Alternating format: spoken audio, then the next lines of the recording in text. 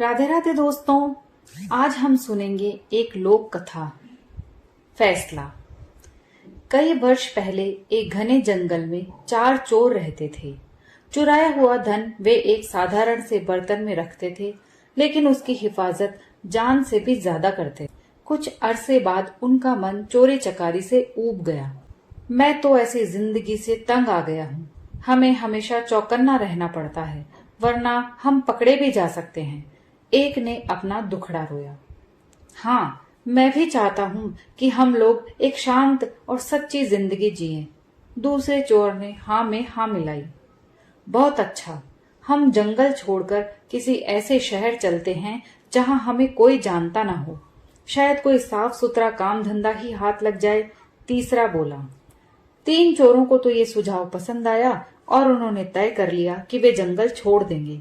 लेकिन चौथे चोर को अपनी जीविका के लिए कोई खरा धंधा करने की योजना पसंद नहीं आई। उस समय तो वो चुप रहा, लेकिन उसने बर्तन में रखे पैसे चुराकर भाग जाने का इरादा कर लिया।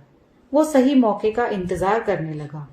चारों चोर एक शहर पहुंचे और वहां एक धर्मशाला में रुक गए। उनमें से 2 शहर के बारे में कुछ जानकारी हासिल करने के लिए निकल पड़ी।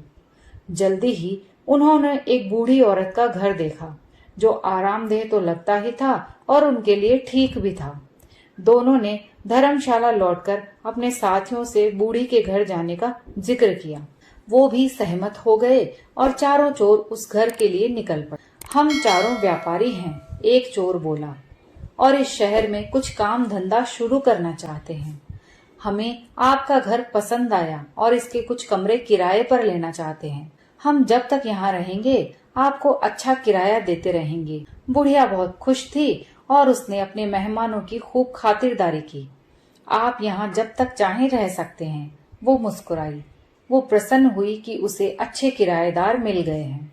चारों चोर पता लगा चुके थे कि वो बहुत ही नेक और सच्ची औरत है, जिसे पराई दौलत का लालच नहीं है। इसलिए उन्होंने अपना पैसों से भरा बर्तन बुढ़िया को संभालने के लिए दे दिया। कृपया इस बर्तन को ध्यान से रखिएगा। एक ही शर्त है, इसे देना तभी जब हम चारों साथ में इसे मांगने आए। ठीक है, बुढ़िया ने बर्तन लेते हुए कहा। वो अपने घर के पिछवाड़े गई और देखने लगी कि कोई देख तो नहीं रहा। जब उसे तसल्ली हो गई तो उसने जमीन खोदकर उसमें बर्तन डाला और उसे वापस मिट्टी से ढक दिया। चारों ओर कुछ काम धंधे की तलाश में शहर चले गए। जल्दी ही वे काफी थक गए और बुढ़िया के घर से कुछ ही दूरी पर खड़े वट वृक्ष के नीचे बैठकर सुस्ताने लगे। तभी एक औरत लस्सी बेचती हुई वहां से निकली। चारों ने थोड़ी लस्सी खरीदने का निश्चय किया। लस्सी बहुत स्वादिष्ट थी। उन्होंने सोचा कि दोपहर के भोजन के साथ पीने के लिए थोड़ी लस्सी भी ले लिए जाए।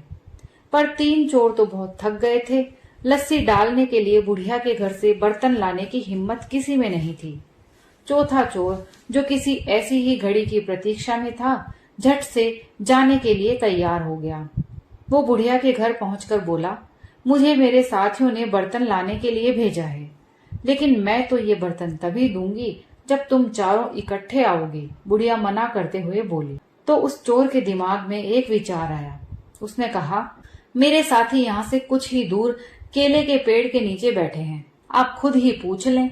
बुढ़िया घर से बाहर निकली। उसने तीनों को पेड़ के नीचे बैठे हुए देखा। वो चिल्लाकर जोर से बोली, क्या आपने अपने दोस्त को बर्तन लाने के लिए भेजा है? तीनों चोरों ने जवाब दिया, हाँ, आप वो बर्तन उसे दे दीजिए। बुढ़िया ने सोचा कि उन्हें अपना बर्तन किसी काम के लिए चाहिए होगा, तो उन्होंने अपना विश्वसनीय साथी भेजा है। वो उस चोर को फावड़ा देती हुई बोली कि पिछवाड़े से खोदकर बर्तन निकाल ले। इतना कहकर वो अपने घर के कामों में उलझ गई। चोर ने बर्तन निकाला और चुपके से पिछले दरवाजे से भाग खड़ा हुआ। इसी बीच उसके दोस्त चिंतित हो रहे थे। काफी वक्त बीत चुका था और उनके साथी का कुछ पता नहीं था। तीनों बुढ़िया के घर गए। हमने अपना साथी एक बर्तन लाने के लिए भेजा था, वो कहाँ है? उन्होंने पूछा। बुढ़िया ने कहा, मैंने तो बहुत पहले ही उसे बर्तन खोदने के लिए कुदाली दी थी, उसने आपको बर्तन नहीं दिया? वो हैरान हो गई। तीनों चोर समझ गए कि उनके साथी ने उन्हें धोखा दिया है। उन्होंने कहा, हमने आपको पहले ही कहा था कि बर्तन तभी देना जब हम चारों आपके पास आए। आपने हमारी बात नहीं मानी। हमें लगता है कि हमारे साथी ने आपके साथ मिलकर हमारा पैसा हथियाने का षड्यंत्र रचा है। बुढ़िया बहुत दुखी हुई। वे तीनों उसे शहर के न्यायाधीश के पास ले गए और उसकी शिकायत की। न्यायाधीश ने फैसला दिया कि बुढ़िया की लापरवाही की वजह से तीनों को नुकसान हुआ है, इसलिए सारा हर्जाना बुढ़िया को ही भरना होगा। बुढ़िया रोती हुई घर लौट आई। इसी बीच राजा और उसका मंत्री भेष बदलकर अपनी प्रजा की परेशानियां जानने शहर के दौरे पर थे। इस बात का किसी को भी पता नहीं था। बुढ़िया को देखकर वे रुक गए और उसके रोने का कारण पूछने लगे। उसी समय आसपास ही कुछ बच्चे खेल रहे थे और उनका अगुआ था रामन। बुढ़िया की दुख भरी कहानी उसने भी सुनी। रामन बोला, भगवान करे उन तीनों को तुम्हारे साथ ऐसा सुलूक करने की सजा मिले। ये सुनकर राजा और उसका मंत्री बहुत हैरान हुए। उन्होंने रामन से पूछा कि क्या वो इस मामले का फैसला कर सकता है। रामन ने आत्मविश्वास के साथ सिर हिलाया और कहा कि वो अपना फैसला राजा के दरबार में ही सुनाएगा। अगले दिन महल में दरबार लगा। रामन न्यायाधीश के आसन पर बैठा था। उसने चोरों की कहानी सुनी। तुम्हारी शर्त ये थी ना कि बुढ़िया वो बर्तन तुम्हें तभी दे जब तुम चारों उसे लेने आओ। रामन के प्रश्न पर तीनों ने हामी भर दी। रामन ने आदेश दिया, बहुत अच्छा, वो शर्त पूरी करने के लिए तैयार है, पर यहाँ तो तुम सिर्फ 3 ही हो। जाओ अपना चौथा साथी लेकर आओ जिससे शर्त पूरी की जा सके। शाबाश, क्या फैसला दिया है। राजा ने रामन की भूरी भूरी प्रशंसा की। तुम छोटे हो पर हो समझदार।